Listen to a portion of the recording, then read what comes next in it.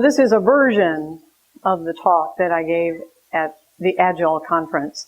And one of the things that happens when you give a talk for the first time is that people hear about it and things get out of hand. And then everybody wants to hear the same talk. So I've given it several times since August, but I do keep changing it. And I've given it in different countries just to see whether or not cross-culturally the message that I have makes sense. And it seems to, at least from the feedback I've been getting. So we shall see if it resonates in Canada as well. Such a different culture here from the U.S. So this is a talk about some research that's been going on for decades. In fact, I'm astounded that most people don't seem to be aware of it. And I feel like it's my mission in life now to translate what's going on in cognitive science. If I find something that's helpful for software development, so that maybe you can take some of those useful tidbits and apply them for real in what you do. So we shall see if this turns out to be useful. It's going to be a weird talk. And I thought I should begin with a disclaimer that my PhD is in computer science. I'm not an expert in cognitive psychology. And some of the things that I'm going to say might make you a little uncomfortable. So if that's the case, then you can always say to yourself, well, perhaps Linda doesn't know what she's talking about. And you can dismiss it out of hand. In fact, we do that with evidence all the time. We can look at concrete, objective data and dismiss it if it doesn't agree with our mindset by saying, well, those people, clearly, they don't know what they're talking about. In fact, I know we're all here because we're fans of Agile software development. We do that not because we believe that Agile software development is better based on any real scientific evidence, but because somewhere we have a matchup with our belief system that resonates with Agile. It's possible that Agile development might just be, well, we could say a placebo. Are you familiar with that? Yeah. So placebo is something we think about in medicine. Drugs could be placebos. And how does that work? How is it possible that a drug that's only a sugar pill could cure a real illness? How is that possible? How does that work? I'm asking you. Yeah, because you believe. You have the equivalent of a little pharmacy in your brain. If we could just turn that on at appropriate times, we wouldn't need real drugs. We'd have our own little collection of remedies for appropriate situations. Well, that's not just true for illness. That's true for everything in life. That our belief makes it happen. Oh no, is it getting too weird for you? Are you okay? Yeah. So if Agile is a placebo, that means it works because we believe that it works.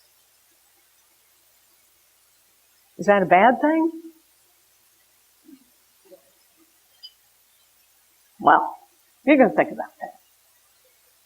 So here are two statements. Don't raise your hands. Don't talk to your neighbor. Just read the two statements. Here's the first one. Intelligence is something you've got or you don't have. You're born with it. You can't change it. What we say in the U.S. is, you got it or you don't. And if you agree with that, let's look at the second statement. Well, of course, you're born with a certain set of, well, intelligence, talent, abilities, but you can take that and you can grow, you can improve. If you're determined, you can work hard and you can get better at whatever it is. And this could apply to intelligence, any talent or ability. So they're very different mindsets. One believes that whatever you have, and there is nothing you can do about it. The other believes, well, you do have some limitations, but you can always get better. So I'm hoping that in your minds now you're thinking about these two ways of looking at the world and where you might fit in and where you got that idea. Who told you that the world was this way? Was it a mentor? Was it a parent? Was it a teacher? Was it someone in your life who implanted this belief? Because it is a belief, just like all those other beliefs that we have for operating in our lives. It's a belief about intelligence, talent, ability. You got it, or you can grow.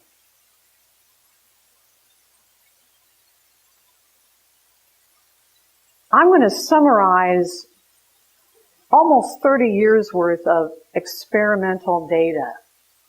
I'm going to collapse dozens and dozens of experiments that have been repeated over and over again with different kinds of participants,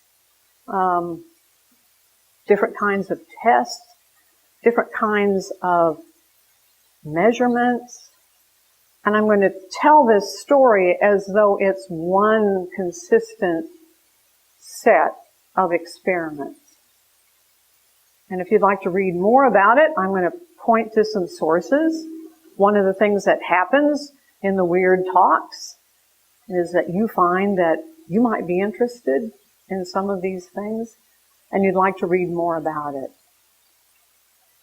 So this experiment begins with phase 1, where the participants, and we'll just call them students, the students were given a really easy test.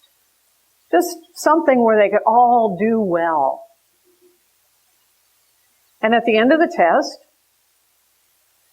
some kind of addition was performed for each of the individuals in the test. They were encouraged to adopt either one of the two mindsets that we've already talked about. Remember, they're fixed, you got it or not, or no, you can grow. So we're going to call those the fixed mindset and the growth or effort mindset. And what we know from experimental data is that it's pretty easy to move people in a direction.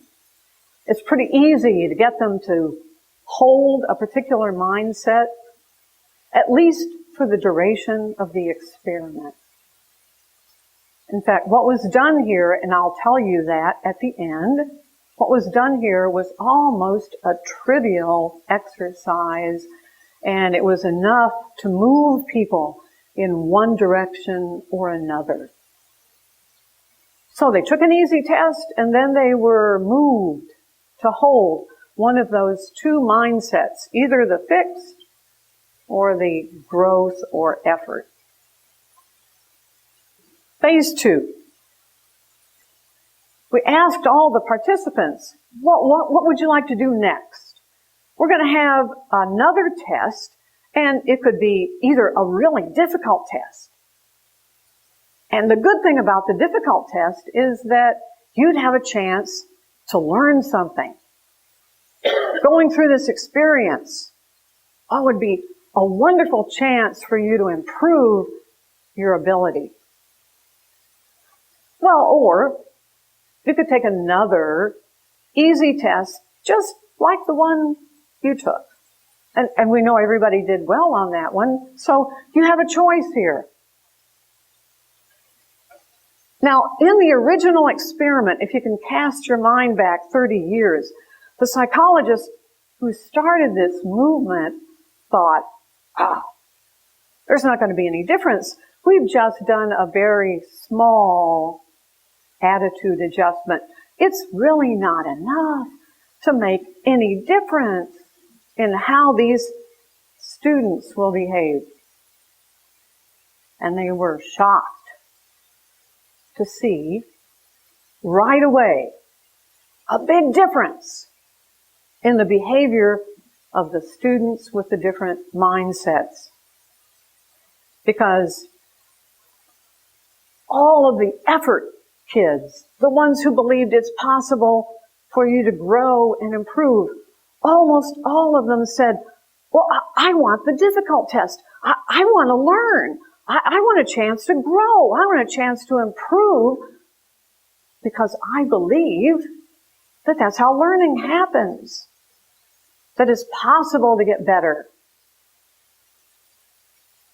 Those that have the growth mindset look for ways to run up against things where they're going to have some difficulty, where they're going to have some struggle, because they know the outcome will be an improvement in whatever their talent or ability happens to be.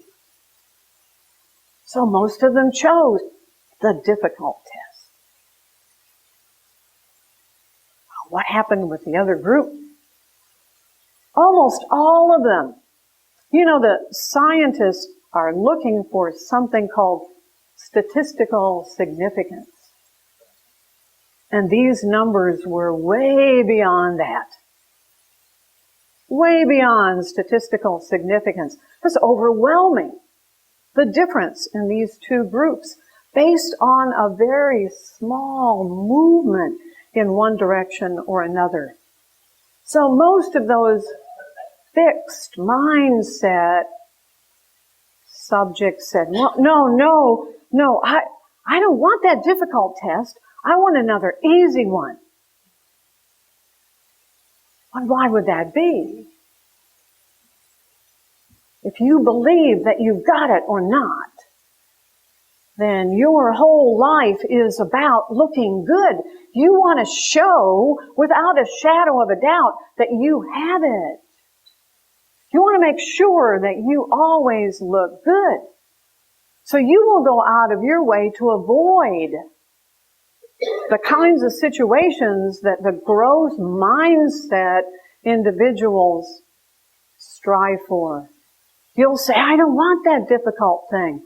I'd rather not. I'd rather take another easy test because I know I can do the easy test. I'll look good there. What a difference. With just a small encouragement in one direction or another. Phase 3, they went ahead and they gave the hard exam anyway. Boy, those psychologists, here they asked and then they did the thing they were going to do anyway. They gave them a really hard exam. In fact, this was so hard, they knew that most of the students couldn't do it. Didn't have a prayer, no chance. No way were they going to have any luck in solving most of the problems on the test. And they said, while you're working on this test, would you talk aloud? Wouldn't that be a good thing to do in software development? Let's just follow those guys around and say, talk out loud and tell us what you're thinking. Of course, maybe sometimes we wouldn't want to know what they're thinking, but at other times it might be very helpful. What are you thinking? So remember, we have our two groups, and they're working on this difficult test. And those that believe in working hard would encourage themselves, would sort of be little coaches, would say, you know, if I just slow down, if I take my time, if I really stop and think about this, I know I can get it. Well, let me read that question again. Maybe I didn't understand it. Let me think about other times when I've been discouraged, and I know I can get it if I just work hard enough.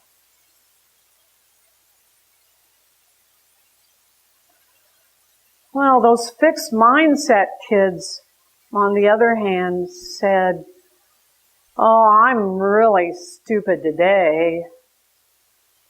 Maybe I'm really stupid anyway. I can't get this. No matter how hard I try, I can't get it." Psychologists call that helpless. The helpless response in the face of difficulty to just give up. Don't even try. I can't possibly do that. I just might as well go home. Forget about it. This is called resilience. I know it's difficult. But if I work hard, if I take my time, if I stop and think about it, what a difference, again, based on a very small encouragement in one direction or another. Phase 4. Now the test is over, that really horrible, difficult exam where we struggled. What would you like to do now? You could look at the exams of all those people who did better. Or you could look at the exams of all of those who didn't do as well as you did. So, can you imagine what the results were? Why would you choose one or the other? Probably you would choose the exams of those who did better because you would see something about those questions that you didn't know. It would be a chance to learn. You would see something that would help you get better. Whereas if you looked at the exams of those who didn't do as well, you'd probably see, whoa, those people are really stupid. Makes me look a little better. I feel better about myself. And that's exactly what happened. The effort kids said, yes, I want to see all of those who did better. And the fixed mindset said, no, I want to look at all of those who didn't do as well as I did. Because now I'll feel better about my abilities. I'll say, yes, I was better than at least some people. I look good. It's all about looking good for the fixed mindset. Next phase. We'll give them another easy test, a lot like the one they took in the very beginning. And what they found was the effort kids had gotten better. Their scores improved, not by much, 30%. But those other kids going through the experience of struggling with the difficult test, seeing that perhaps they didn't have the ability they thought they did in the beginning, going through that experience somehow made them a little less able to cope with even the easier test. That experience pulled them down a little bit, almost destroyed a little bit of their belief in themselves and in their own talent and ability. So the effort kids got better with the struggle. The fixed, no. Last phase, they said, we're going to take these tests to others, and we'd like to have you write a little note to other students who are going to take it. What would you say to them? What would be your advice about all of the tests that you know those other students are going to take? And, oh, by the way, if you want, you could say what your scores were on the test. Well, they found that the effort kids were full of advice. They said, you're going to take some hard tests and you're going to get discouraged, but that's okay.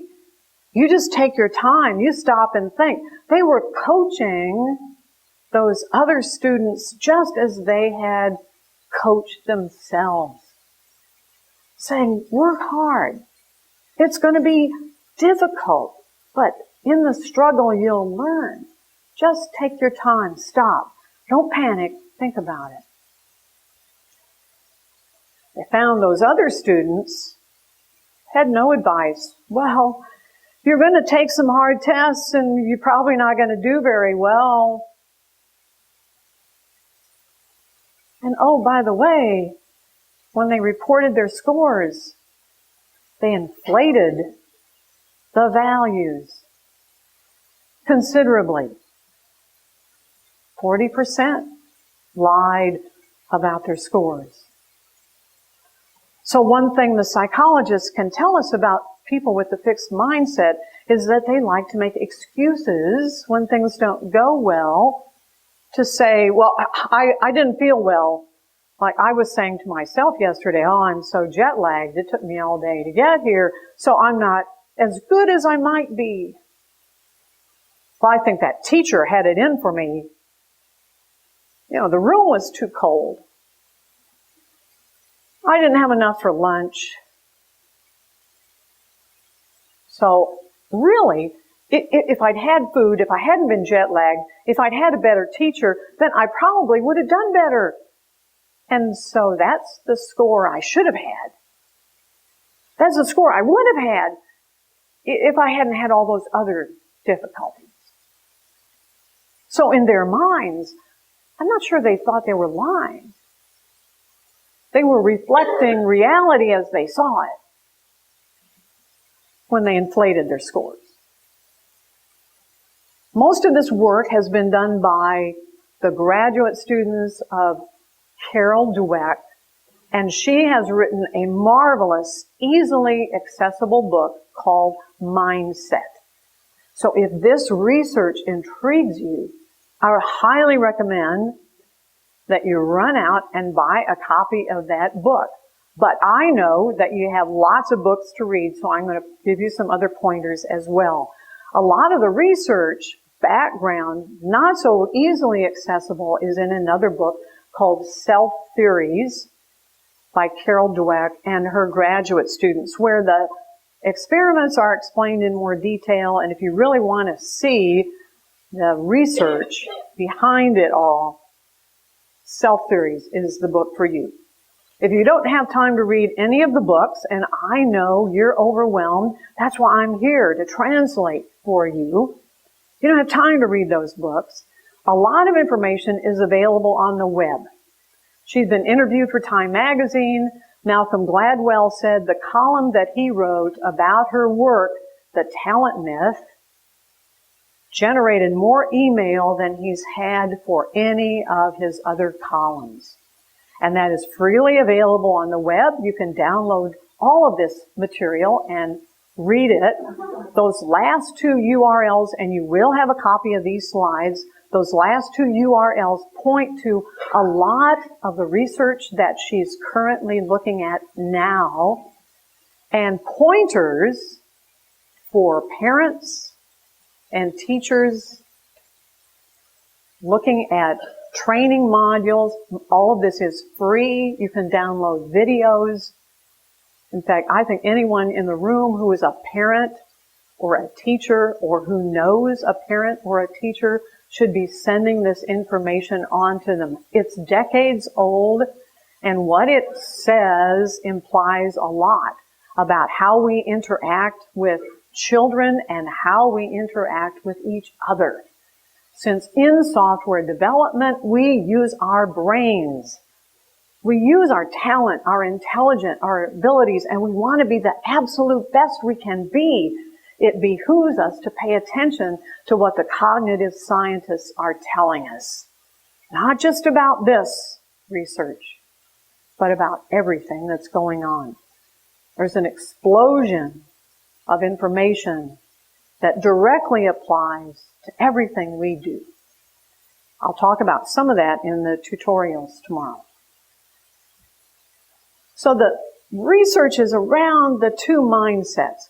And I'm sure that you've already been able to see the connection, but I think they're fixed and agile. And what the researchers tell us is that just having that little bit setting, yes or no, makes a difference in how we see everything we do, what kinds of goals we have, how we feel about when things don't go well, when we have to struggle or have challenges, how we look at others when they have success. So in the fixed and agile mindsets, the first thing we notice is that the distinguishing characteristic is ability, whether you got it or not. So in the fixed mindset, ability is like height. I had a good friend in college who wanted to be, at that time we called them stewardesses. Now they're flight attendants. But she was short. She wasn't quite tall enough. She just needed another inch, and then she could be a stewardess and fly around the world. That was her dream. So every night she went home and she would take all the clothes out of her closet and she would hang by the bar in the closet, hoping to stretch out her spine. I don't think she ever worked, and I think she's given up on that. Height is pretty much fixed. No matter how hard we work or try, you can do a lot of exercises for other things. Height is fixed. So it's that kind of flavor for the fixed mindset. That's what you got. That's your set of talents, abilities. That's your IQ. We could measure that, you know. And then we could categorize you. If we could measure all your talents and your abilities and your IQ, then we'd pretty much have you nailed. Let's look at the other side. The agile mindset says, no, wait, it's more like muscle. One of the most enthusiastic things about research that's coming out of medicine is that you can build muscle. You can build bone until you die. Now, I'm not dead yet, but I'm a lot closer to the end than the beginning. So I love all those encouraging results. Yes, I can grow. I can get better. I can get stronger. I can get smarter. Okay, I know you can measure where I am now.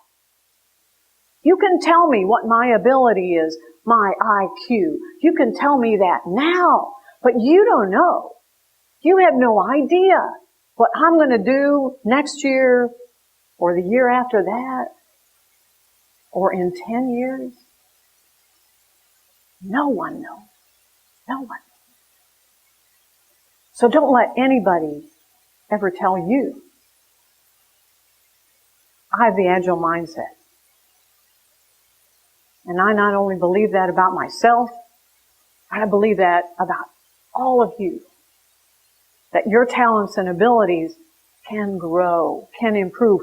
It doesn't come for free. You have to work at it. So what about goals? Well, fixed mindset says I have to constantly show that I have it. If it's fixed, then I'm only interested in goals that make me look good. Have you ever seen a child, a student say, well, I just made a bad grade in this particular subject. I might as well give up. I might as well change my major. I guess it wasn't meant for me. I should try something else.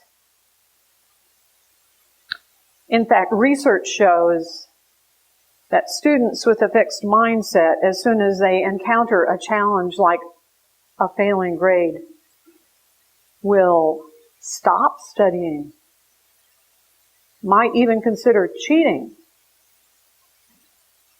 Because I don't have it. What else can I do?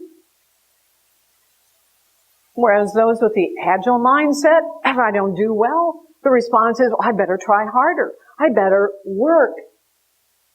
I better study. I better do what I can.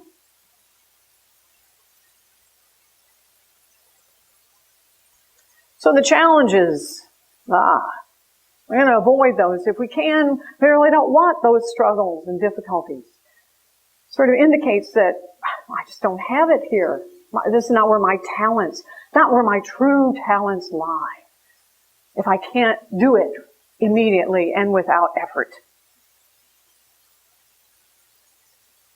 It's the talent myth. Those who have it, well, they don't have to work hard. They do it immediately, perfectly.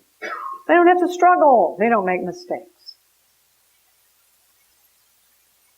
And we've seen the reaction, helplessness. Oh, if I run up against struggles, I give up. I just can't do it. Or it's resilience. All right, maybe I didn't do so well there, but next time I will try harder. I'll study more. I will find some other ways to do better. So those two lists of things are determined simply by whether or not you believe in the fixed or the agile mindset. An enormous impact just from that belief setting. You can see it in an MRI. My husband says that's why you like all this cognitive science stuff. It's really pretty technical. You can look at people in an MRI machine and you can watch little parts of their brain light up. Wouldn't that be cool? We just get some software engineers and slide them in an MRI machine. Ooh. Then we'd know something about teamwork. Yeah. So they gave people a test in an MRI machine. And what they noticed was those with the fixed mindset, they went over the results of the test, and the parts of their brain lit up when they came to the score. They said, well, your score on this question was bing, bing. They were very interested in that. But then when they explained something about the question, well, here's what you should have known, this might help you the next time, they just didn't care. Whereas those with the agile mindset, in the MRI machine, what they were interested in, not the score at all, but in the explanation. What's underneath? What's going on with that question? They were interested in learning. That's when their brains went, wow, let me at it. You can see it. You can see it in how their brains behave. What we know is that it's broader than what you think about yourself.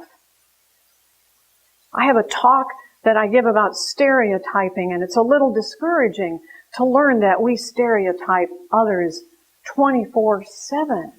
It's what keeps us busy all day long. Labeling others. Oh, well, you're Canadian, I'm American. Well, you're young, I'm old.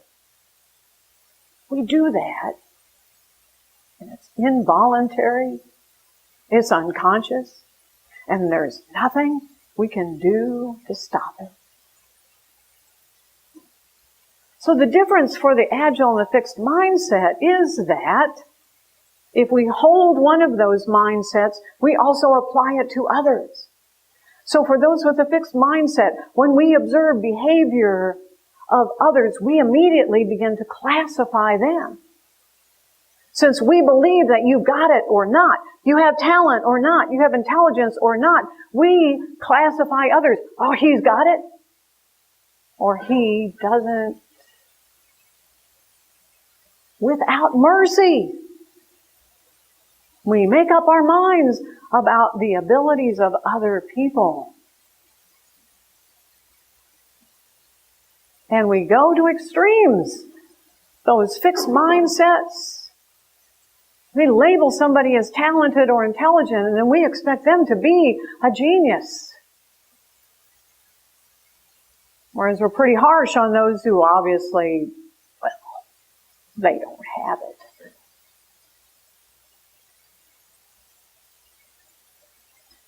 The Agile mindset judge, of course, we all do it. We all stereotype.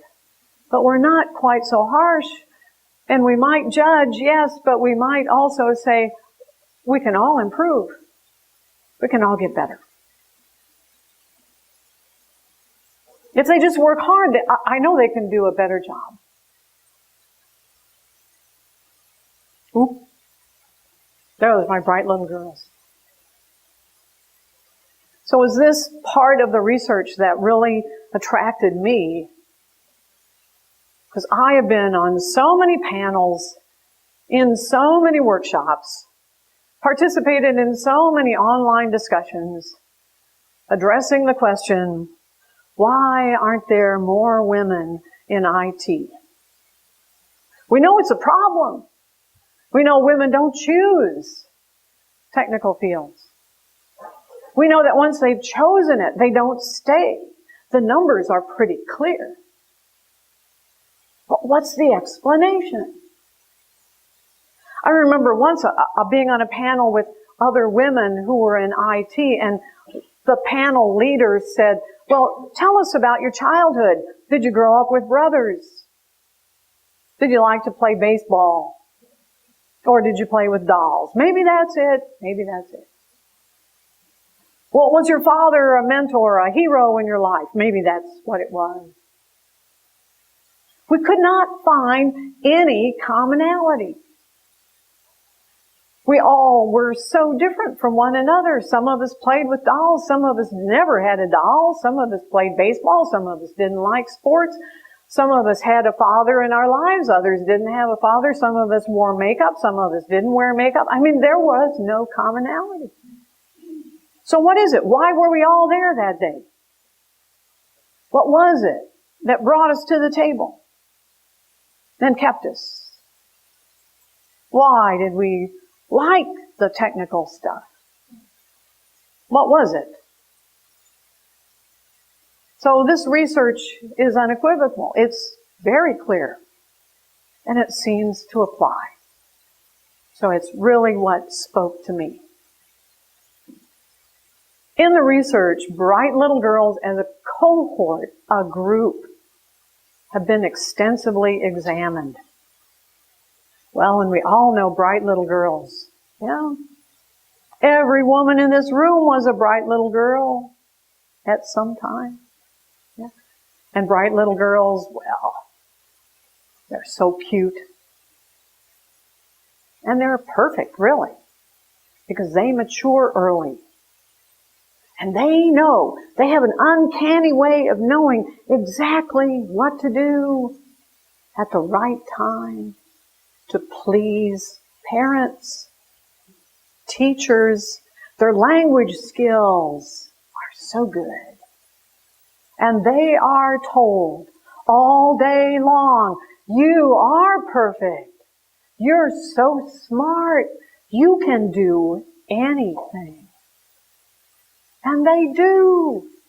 They excel. In grade school, they are the shining stars. And what the researchers tell us is that this group has the fixed mindset. And it's brought about by all of that praise, all of that attention, all of that movement in the direction of you've got it. And by their performance, they are always perfect. When given a chance, bright little girls never want a challenge. They don't want to struggle. Their response is usually, well, I want to take a test that'll make me look good.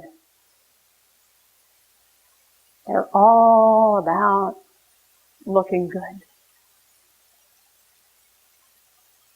That's fine in grade school, where their talents are excellent. And then the numbers show something interesting as they move out of grade school And now the subjects are a little harder, and they're not quite so verbal, not so much about communication. It's really struggling to understand math and science. And we know what happens. People with a fixed mindset, they encounter struggle. They say, I don't want that. I'm going to go over here. I'm going to avoid those hard things. I won't look good. I'll stay over here instead. Not consciously, of course. So what we've done, especially in the last generation or two, in our well-intentioned effort to move little girls in the direction of the technical hard stuff by telling them, you can do anything, you're so smart, you're perfect, you're a genius, you got it. We have put them in a box that makes it harder for them to do what we wanted, to move out there, to maybe mess it up with the hard stuff, maybe fail, maybe not do so well, maybe not be absolutely perfect, to struggle. What have we done with all our bright little girls?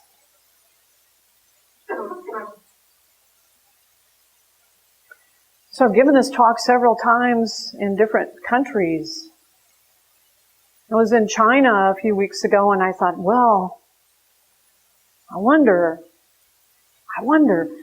if they will understand what I'm talking about.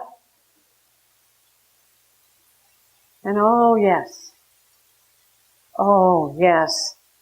they did understand. 30 years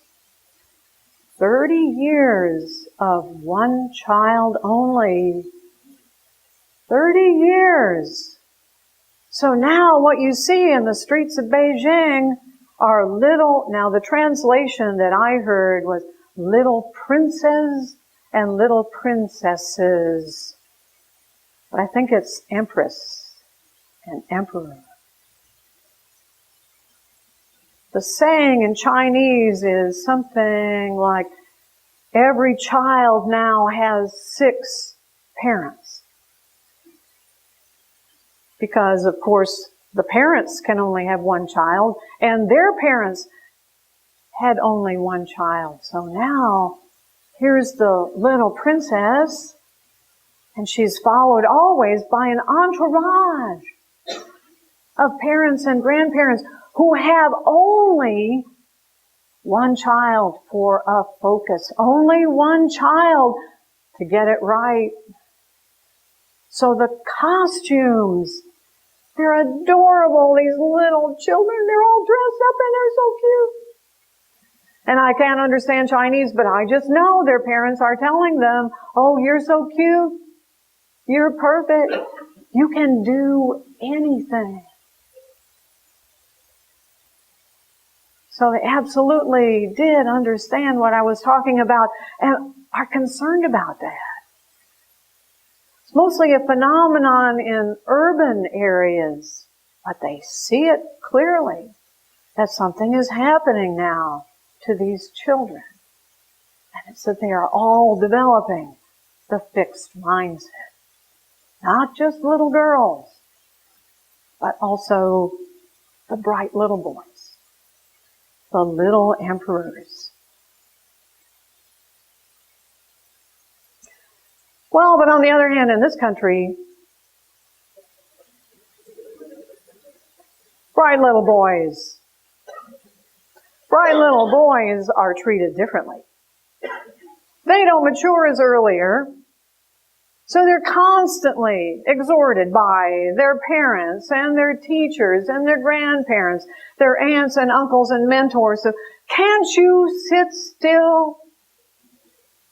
Can't you be quiet and pay attention?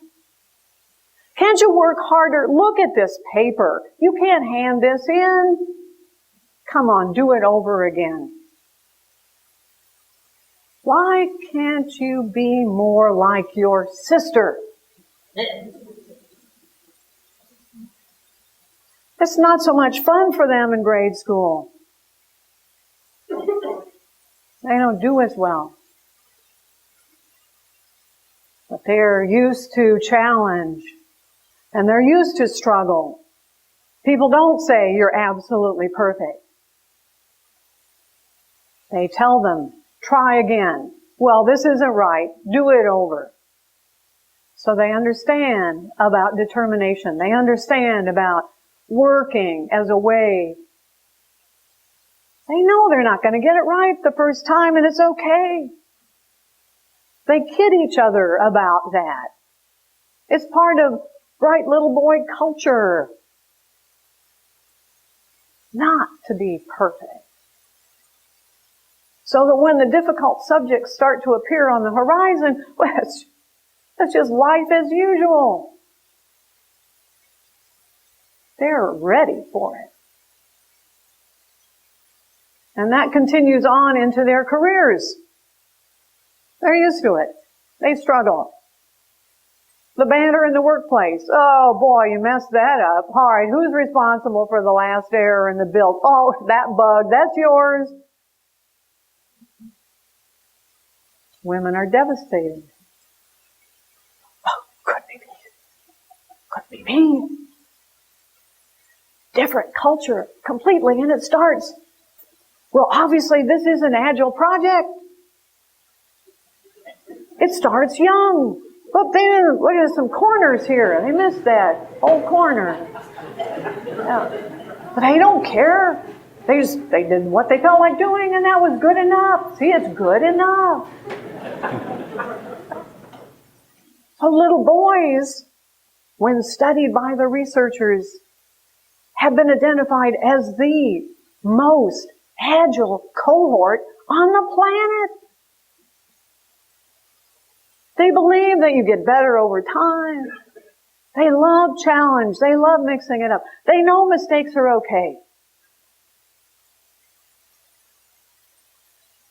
What a difference.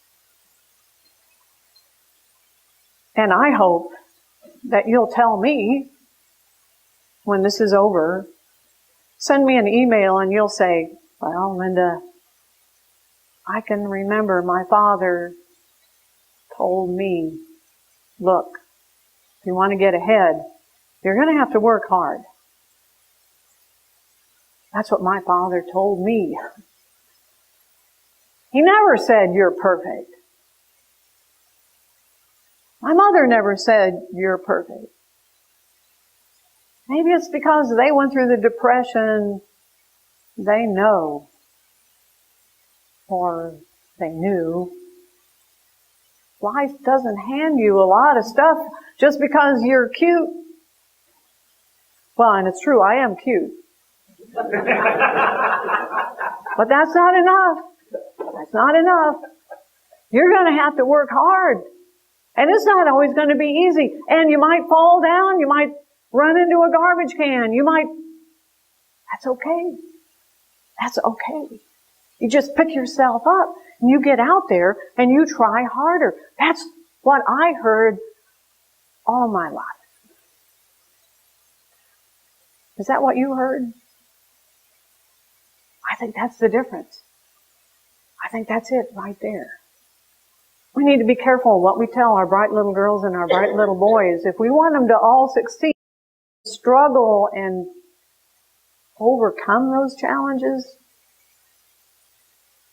we need to watch those messages. Turns out that organizations have a mindset. Now that I've said that, you're going to think about it. Have you ever been part of an organization that had a fixed mindset? Have you ever been part of an organization that had an agile mindset? If this is a topic that interests you, please look at the work of Amy Edmondson, who writes for Harvard Business Report because she's at Harvard Business School. She's done a lot of research that ties in with the work of Carol Dweck, only she's looking at the organizational level. I thought this was a fascinating study about learning in hospitals. That when she examined hospitals that were able to move to pick up a brand new technology as opposed to those who could not, what she found was clear evidence of the fixed versus the agile mindset. That hospitals that were structured in a fixed way saw the new technology as, well, this is something that's cool. This will help our bottom line. We're not going to have any problem moving in this direction. This will show everybody that we have it. Definitely fixed. And unsuccessful. They didn't want to struggle. They didn't want to learn. They didn't want to fail. So their first attempts at using the new technology were not successful. Obviously, this is new technology. So they found ways to work around it, to avoid it. In other words, they gave up. Whereas those hospitals that were agile that said, well, we want to do this because it will be better for our patients. We want to learn. We want to grow. We want to improve. They knew it was going to be difficult. They knew they were going to have to struggle. They knew they were going to have to make mistakes, and they did. And it was okay. It's okay not to do it right. Now think about that. The next time you go in for a new procedure at a hospital, is somebody there learning on you? Probably. Are they going to make mistakes? That's okay. That's how they learn. Just find out if this doctor has done it enough times before. And if he hasn't, find somebody else. Let them learn on somebody else. Not too altruistic, but nonetheless, it has to do with survival and being healthy, and I'm all about that. So the classic example, of course, they called themselves the smartest guys in the room. This was an organization all about talent. We look for talent. We can identify it. We can measure it. How? I don't know. Was it IQ test? Was it some kind of score GPA on your MBA from Harvard? Is that how you do it? Is that how you find talent? They were convinced that they could do it. And it wasn't enough to just get hired, because once you were there, they were continually looking for evidence that you had it or that you didn't. The process was called rank and yank. And if you were at the bottom, Lord have mercy, you were on your way out the door. And in came the new, younger, talented. Well, we know what happened to Enron. In fact, I think that's Ken Lay's mugshot. Yes. Brought the company down.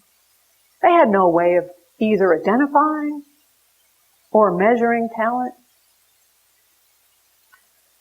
Southwest, one of the best companies in the United States, not only just one of the best airlines. If I have a choice, I fly Southwest. That's mostly because I get tired of the Canadian regional jets that come out of Nashville. But nonetheless, an excellent company to work for. And when you look at all the case studies that have been done on Southwest, and you look at their hiring process, it's pretty clear that they are not asking the same question as Enron. They are not saying, we hire the talented MBA from Harvard. They hire for attitude. And they never say it. I kept looking for it. But the description of the kinds of things that they want have to do with the agile mindset. They call it the Southwest spirit. And it means being open. It means having a sense of humor. It means being willing to experiment and grow and improve and try new things. That's a company all about Agile and the Agile mindset.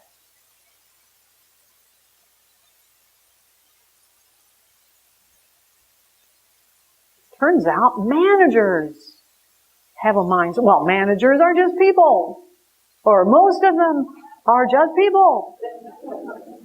And they're all doing the best they can.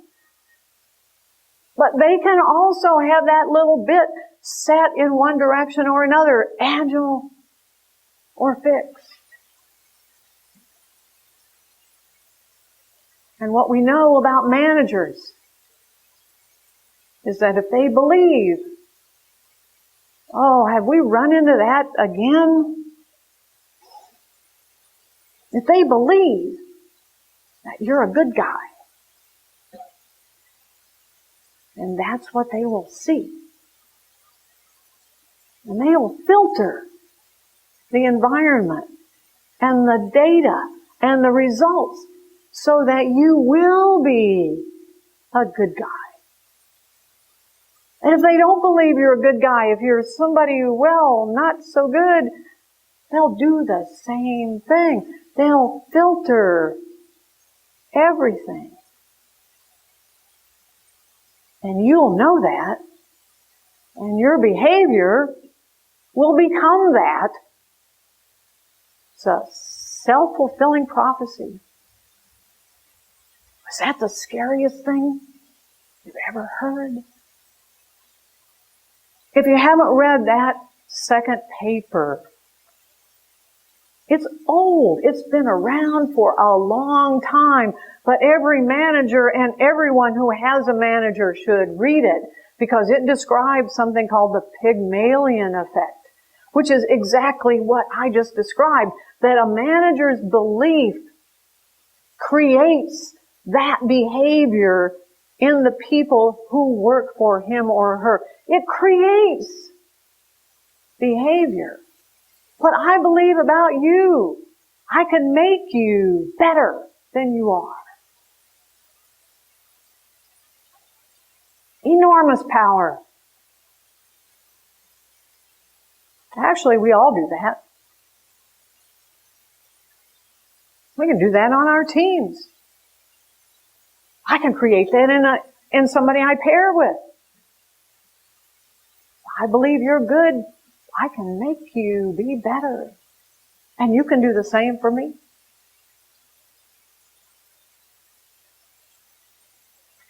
If you want to read a whole book, this one is on evidence-based management. And there's a connection here because all of these folks are at Stanford. That's where Carol Dweck is, Jeffrey Pepper. I know, you don't have time to read all these books. If you don't have time to read the book, if you just go to this URL, there's a lot of information, interviews with the authors, all kinds of free stuff that will kind of give you the flavor of what they're talking about. Mary mentioned this in her talk yesterday. It's an excellent book. So we have plenty of examples of agile organizations. You know, and we're still reeling from the death of Steve Jobs. We realize it's an organization that had an agile flavor. But I like this comment from Scott Forstall, who had just read Carol Dweck's book, Mindset, and he started to interview people who were going to be on the initial iPhone software team, and he could see a difference. Because as soon as he said, we're going to struggle, we're going to make mistakes, but eventually we may do something that we'll remember the rest of our lives. And what he said was immediately people went one way or the other. When he said struggle and possibly fail,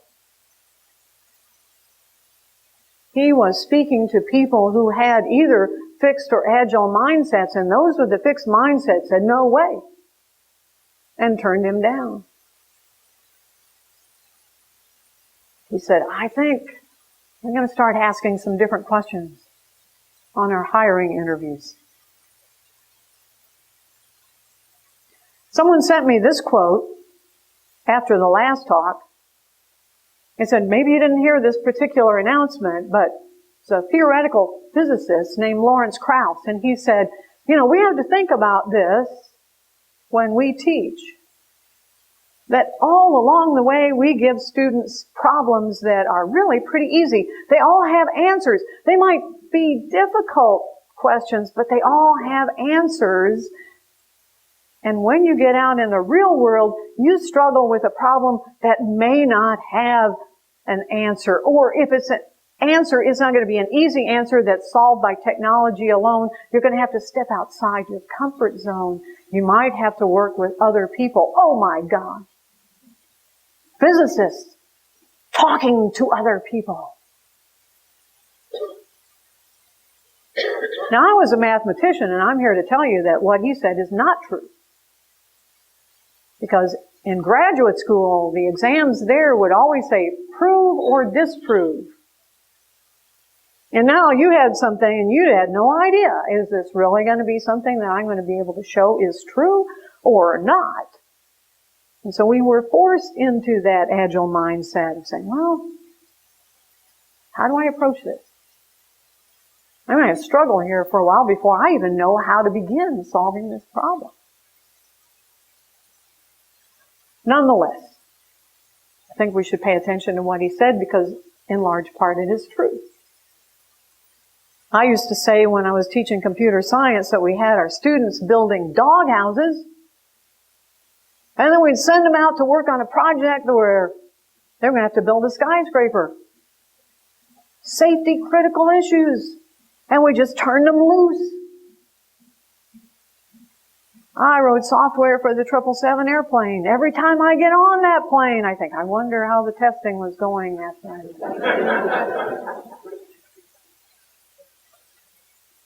We don't give them hard problems. They want to get an A after all. I would love to have a software team wearing these things. Wouldn't that be great? Can you see them pair programming wearing those little hats where they're wired up to things? And so this is called an electroencephalogram. And they got little wires there hooked up to things that measure things that are going on in the brain activity of various sorts. So one of the discussions that we had after the talk at the Agile conference was whether or not people learn from failure. And Kevlin Henney was talking about some research that's just been done that shows that we're not wired to learn from failure. And what he pointed out was true. What I didn't have at my fingertips was the source for this study. And in fact, now, I think we should be examining a lot of studies differently. Because once we know that you can have either one of these two mindsets, we know that affects everything. So those randomized, controlled, double-blind studies are not balanced if they haven't looked at the mindset of the participants.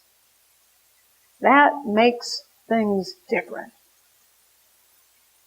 So they put people in these wonderfully attractive garments, and they gave them some really, really difficult problems where they were just going to fail miserably. And they measured 2 spikes. The first one's called ERN.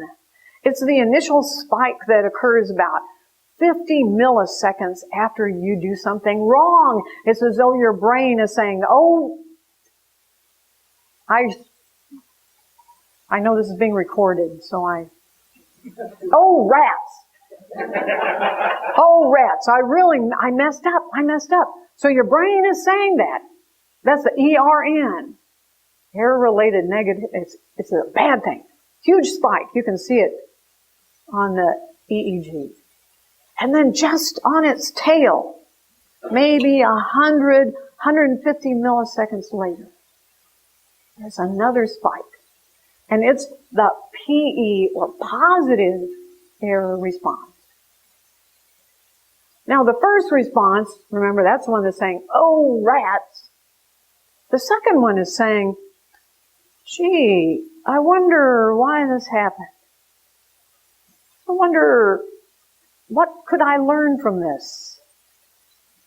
Is there something that, as a takeaway for me, I should stop a minute and think about it?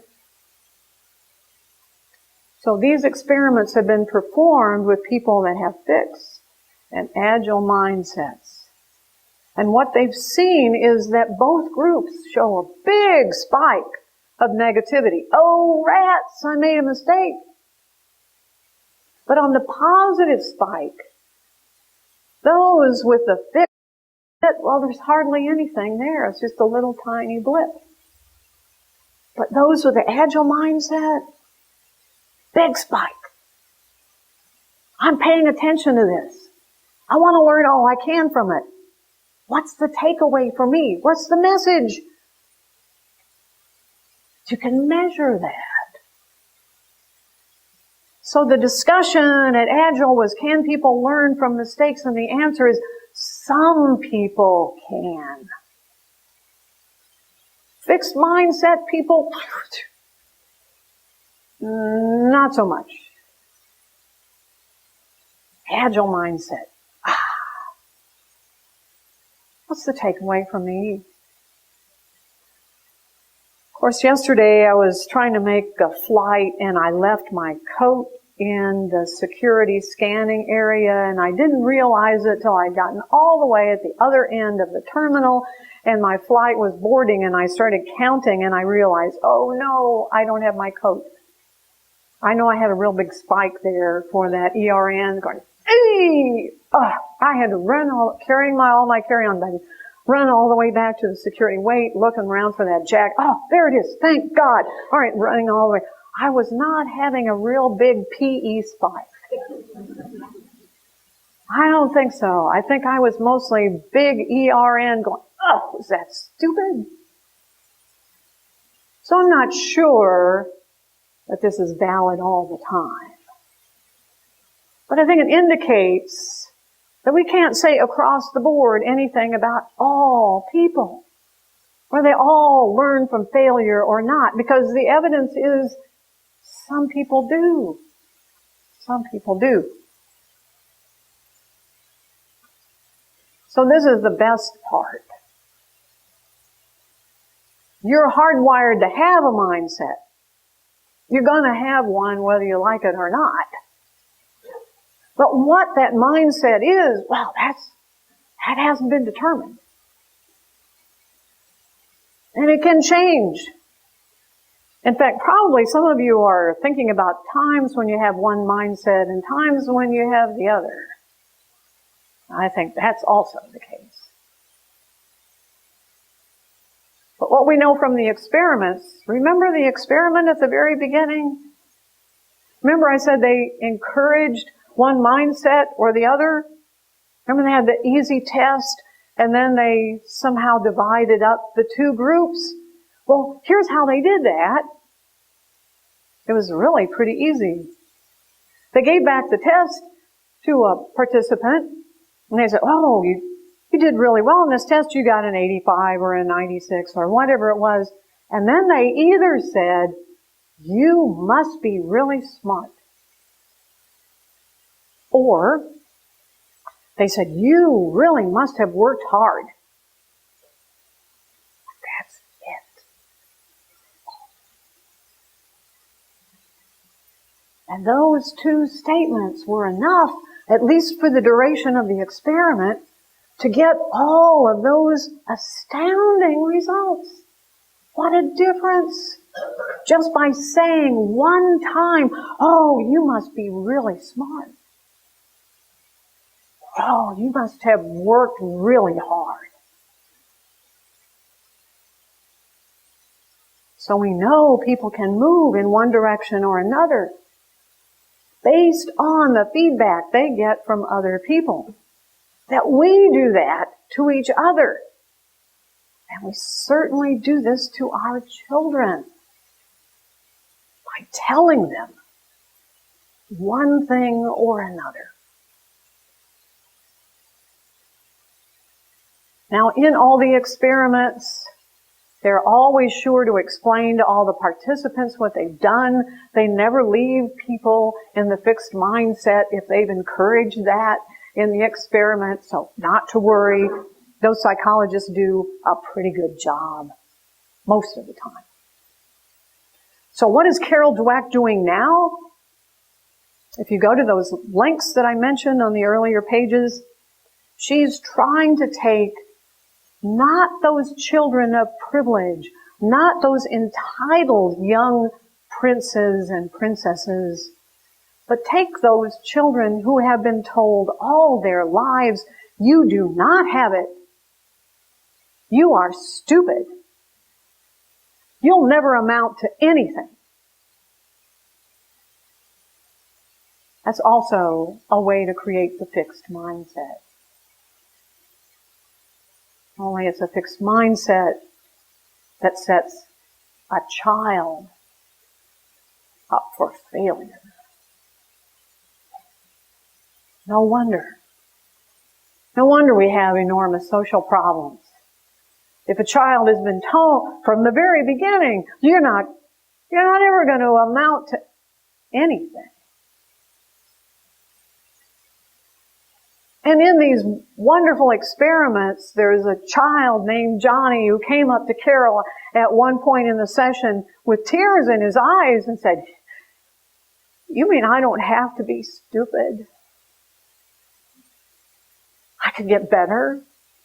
If I work hard, if I do my homework, I don't have to be stupid.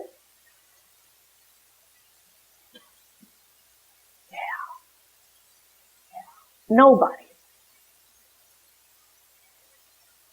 And don't let anybody ever tell you what you can do or what you can't do.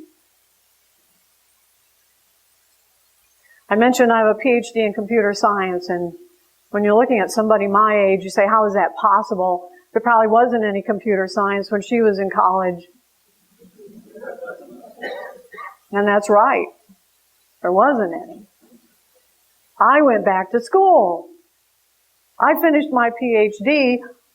Well, my goal was finished by 50. And I defended 1 month before my 50th birthday. Usually I get applause.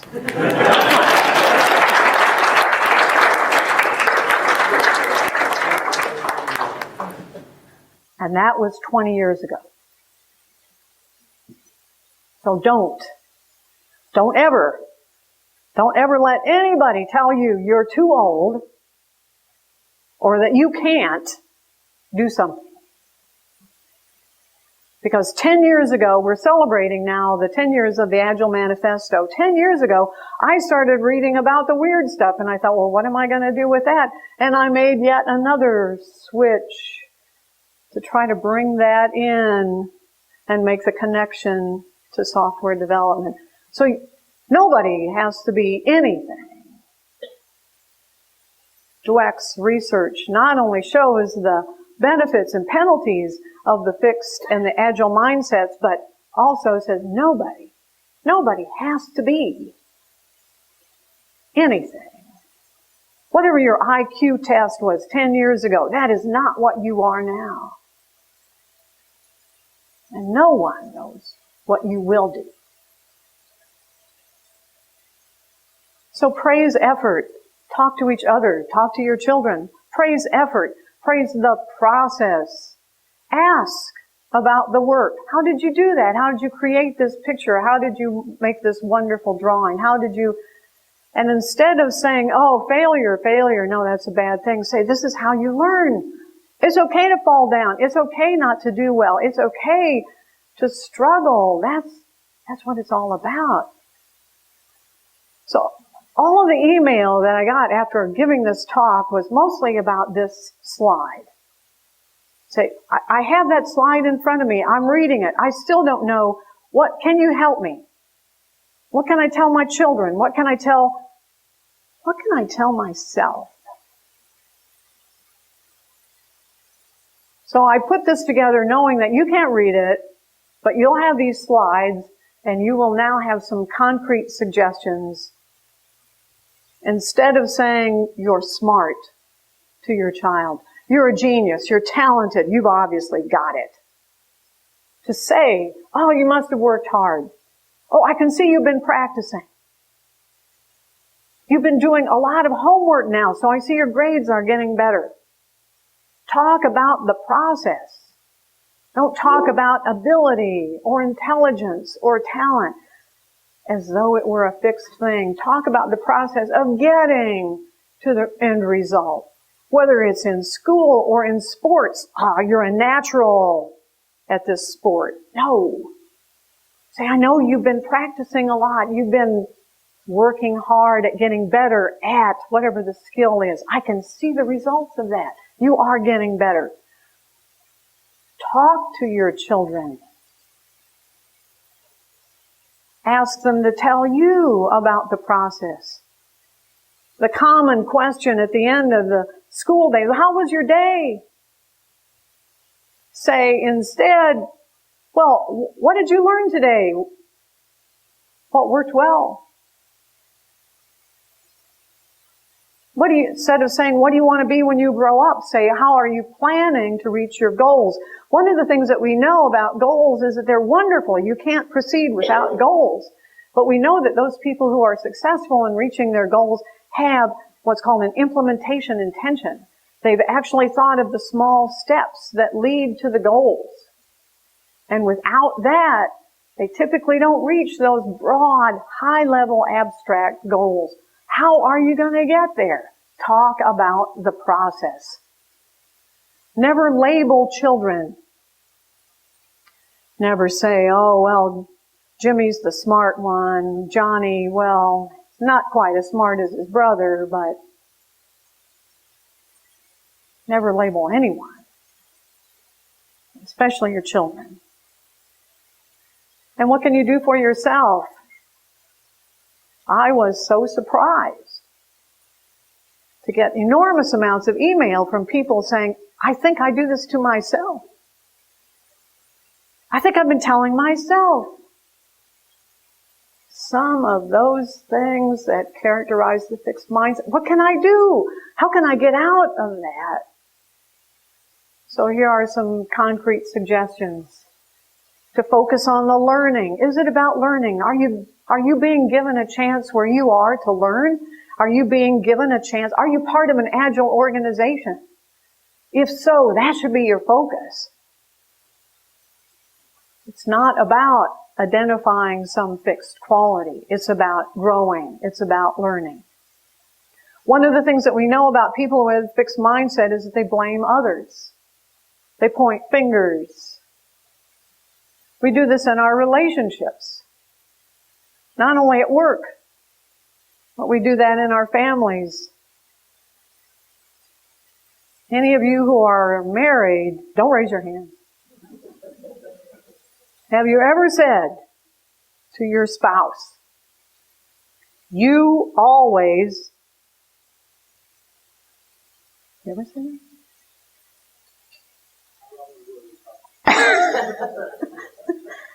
You always, definitely fixed mindset, say you are exactly like this and you will never change. Or you never.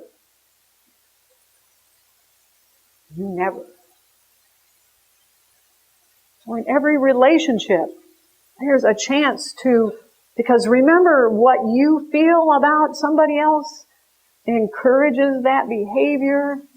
So you can encourage each other to be more agile. You can encourage each other. Stop the labeling. Stop the fixed attitude.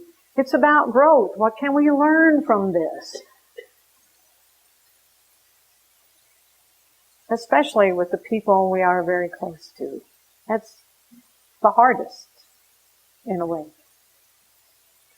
This last paragraph is from Carol Dweck, who says, and it spoke to me because I have a very good friend who's going through a bout of severe depression. And she's taking a lot of heavy-duty medication. And I try to point out to her that there's clear evidence that most medication for depression is no better than placebo.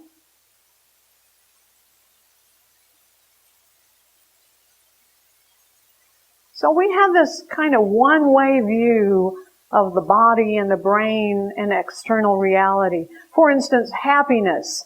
We think that something causes happiness. Maybe we had a nice meal, or we had sex, or even old people have sex.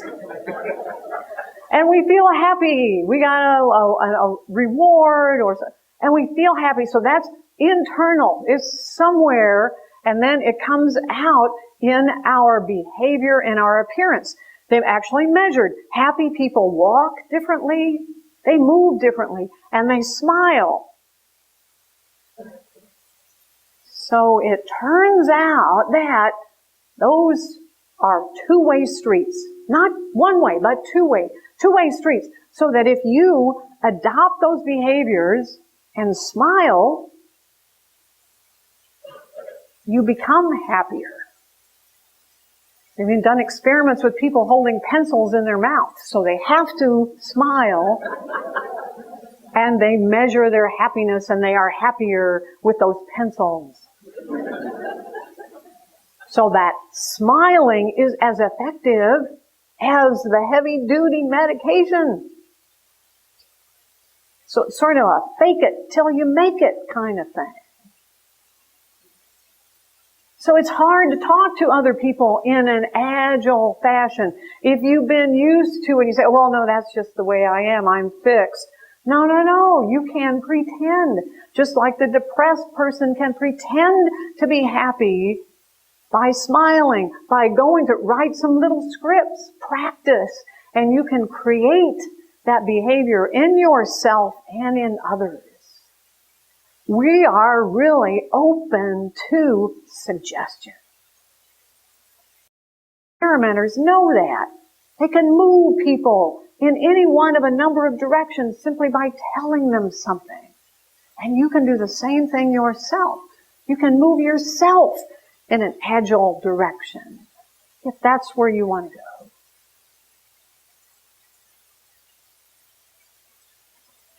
So the connection to me with agile software development is so obvious. So I combed a lot of agile sites, and I pulled up everything that I thought fit. Fail early, fail often, fail fast, learn constantly. Failure is an option. Whoa, now is that the agile mindset or what? Without failure, how can learning happen? Make mistakes faster. This gentleman shared the podium with me at a conference in New York City recently, Agile New York. And I am ashamed to say I had never heard of Menlo Innovations. But if you're like me and you want to learn more, just Google on Menlo Innovations. And they have enormous amounts of information, white papers that they have written about how that organization does what it does. And that organization is capital A, Agile. So whatever your concerns are, hiring, firing, estimating, pairing, design of the workplace, check it out. Check it out. Was he? Ah, okay. What, was it Rich? No, it was both of them. Ah, okay. And it's on email on our website. Great, absolutely. Because I'm ashamed to say I didn't. We rode the bus. They had a party bus. Maybe I don't want to go into this. There was a party bus that went from Boston to New York, where they had 2 Agile conferences, and then they moved all the speakers. Maybe you should think about doing that. You could go down to Seattle or something. And that's where I met him. I met him on a bus. And I said, well, what do you do? And out came this incredible story. So definitely go check it out. Perfect is a verb. Perfect is a verb. It's not about reaching perfection. I remember when he said that, and I thought, okay, but now I get it. It's not about being perfect. It's about striving, having a goal and striving. This was on the ThoughtWorks booth in China. Those that fail fastest grow strongest. So there's definitely a connection. Agile software development has at its core the Agile mindset. This was a study that really bowled me over, because I have a talk that I give about deception and estimation, maybe you've heard it, that says we're hardwired to deceive ourselves. We can't really see reality clearly. We distort it. And not only that, but I distort it differently from the way you distort it. So how in the world can we ever gather around a table and come up with a good estimate? Impossible. Can't do it. Now, here's a research study that was done again. We need to show the difference between those who have the Agile mindset and those who have the fixed mindset. They don't think in the same way. The Agile mindsetters don't deceive themselves as much, and their estimates are better. I love that. I also want to encourage different kinds of thinking. There's a wonderful study that somebody pointed out after the last talk that says a team, when it has, not only the team has to have an Agile mindset, the team has to. And that means the people on it then have to fit with that model. And one way that can happen is to include people who think differently, who see the problem differently. Now, it's interesting that in this study, they say that if you had a team that was all women, wouldn't be as good. So it's not about the contribution that women make. It's the contribution that different points of view make, and that's what we need. We need to encourage different points of view somehow. Diversity. So for me, Agile is Agile. Agile software development has the Agile mindset. There's a belief that we're all getting better. That we're all a work in progress. And that I know, I can remember 10 years ago when the Agile Manifesto first appeared. And I remember some things that I didn't really like about Agile software development. And one of them was the wars in different camps. Well, you're not really doing this flavor of Agile. Well, you're not really doing this flavor of Agile. And they all had their individual manifestos. And they were all lined up at the ready to take on anybody else, to show why their flavor of Agile was better than that of someone else. We don't do that so much anymore. I think that's a good thing.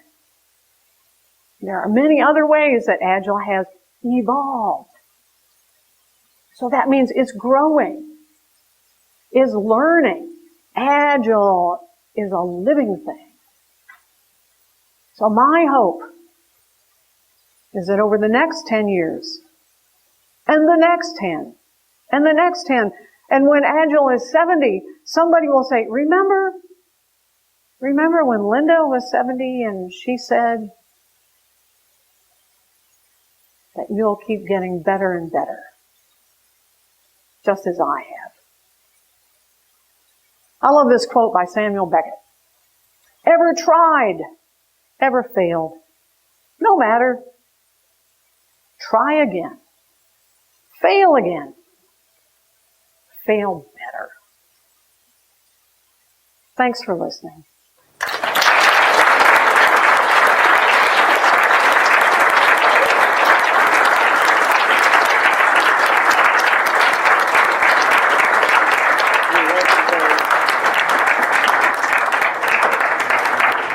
Who said we should be stupid? And who said that we should have only software-related presentations on this conference? Year after year, bonobos, coffee, tea, or agile, who do you trust? This talk year after year, Linda works hard on us to become better humans. And it's not only in talks, only in presentations. I happen to be, lucky to know Linda a little bit beyond these presentations. And I wish I could share with you all this, rewarding pleasure of knowing Linda.